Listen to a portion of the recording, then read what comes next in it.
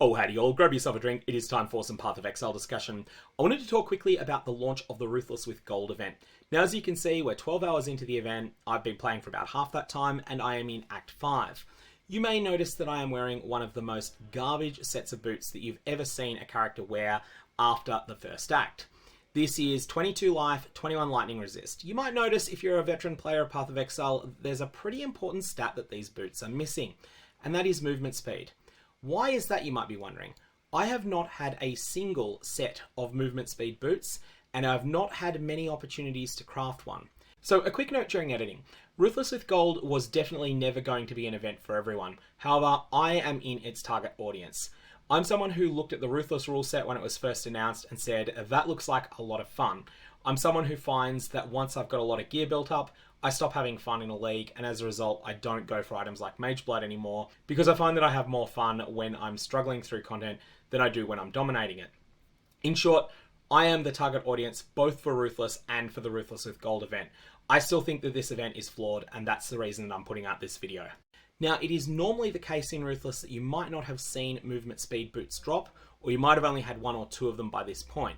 However, you would have access to a whole bunch of transmutation orbs normally, and you'd be able to just pick up sets of boots on the ground and go, you know what, I'm just going to throw a transmute on this, and if it turns out that it's 15% move speed, fantastic. I'll just use it until I get better. Then one day I'll get a decent rare, and that'll replace it. In Ruthless with Gold, you can't do that. In regular Ruthless, most of your transmutation orbs aren't direct drops from monsters. They come from vendors. In Ruthless with Gold, all the vendor SPs that would give you transmutes are gone. So for example, you'll see here if I was to sell this polished compound bow of ire, I'm offered 219 gold coins. Whereas in base Ruthless, I would be given 2 transmutation shards instead. Likewise, if I was to vendor these gloves, which have a reasonably rare mod on them, 13% increase to item rarity, in the base Ruthless experience, I would be offered 1 transmutation shard and 1 alchemy shard for this. Instead, I'll be offered about 300 gold coins here.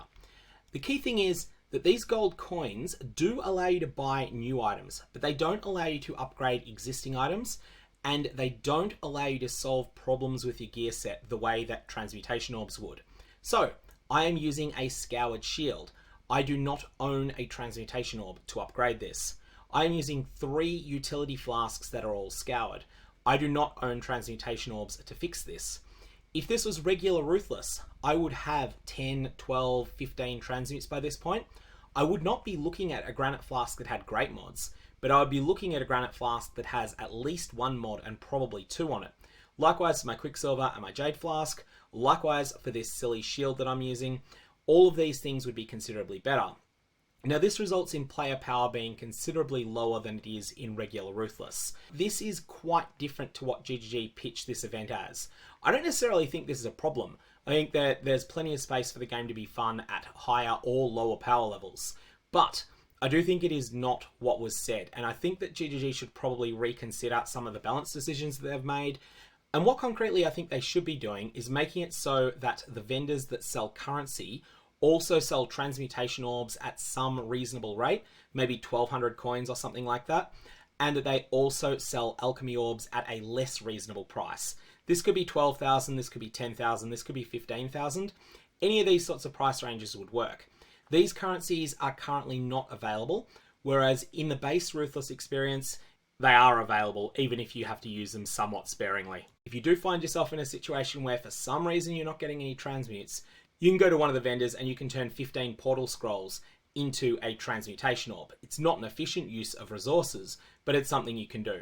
Anyways, this event's been interesting so far. I do think it's pretty flawed, and I will be coming back to it. I'm intending to keep playing it, probably keep playing it on stream, but I do think it's in a spot where it needs a little bit of work before it's really ready. That's all I've got. May your Valobs have interesting results.